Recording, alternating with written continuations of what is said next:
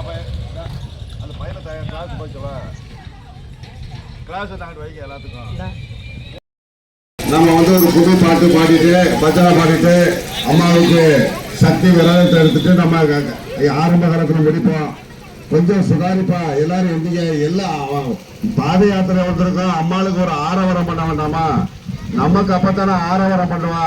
நீங்க வந்து அப்படி ஒரு அசால்ட்டா இருக்கிறது மாதிரி இருக்கீங்களா? ஒரு பாத யாத்திரை வந்திருக்கோம்னா அந்த அம்மாளுக்கு எவ்வளவு நம்ம ஒரு புத்துணர்ச்சியா நம்ம இருந்தா தானே அம்மா வந்து நமக்கு ஒரு புத்துணர்ச்சி இருப்பா. வாங்க வாங்க எந்த இவ்வளவு அசால்ட்டா இருந்தாலும் அப்புறம் ஆத்தாள் உங்களுக்கு அசால்ட்டா தானே இருப்பா. அப்புறம் ஆத்தாளு சொல்லி நீங்க என்னங்க என்ன கோபப்படுறீங்க? நீங்க எப்படி இருக்கிறீங்களோ அப்படித்தானே அம்மா இருப்பா. அப்ப அம்மா மட்டும் உங்களுக்கு ஒரு வேலை கறியா சரிங்களாப்பா? நீங்க எப்படி இருக்கணும்? நீங்க அப்படி இருந்தாலும் உங்க காரியம் அனைத்தும் அம்மா வந்து முன்னிருந்து நடந்து கொடுப்பா. நம்ம எப்படி இருக்கணும் அப்படித்தான் அம்மா நமக்கு வழிகாட்டுவா. ஆமா, நம்ம எவ்வளவு ஆரவாரம் காட்டுறோம், அம்மா மேல எவ்வளவு பாசம் காட்டுறோம், அம்மா மேல எவ்வளவு பத்து காட்டுறோம், அம்மா மேல எவ்வளவு பதிவு காட்டுறோம்ன்றது இருந்தாத்த நம்ம வாழ்க்கை.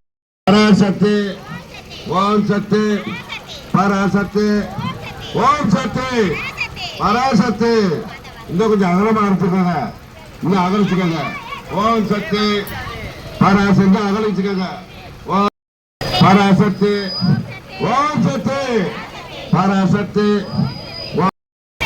இருக்கக்கூடிய யாத்திரை ஈராத்து நடுவில் இருக்கின்ற மகமாரி இங்க நம்மளைத்தான் பார்த்துக்கிட்டு இருக்கா. நம்ம ஈராத்து உள்ள மகமாரி அம்மனுடைய யாத்திரை சிறப்பான யாத்திரை இது.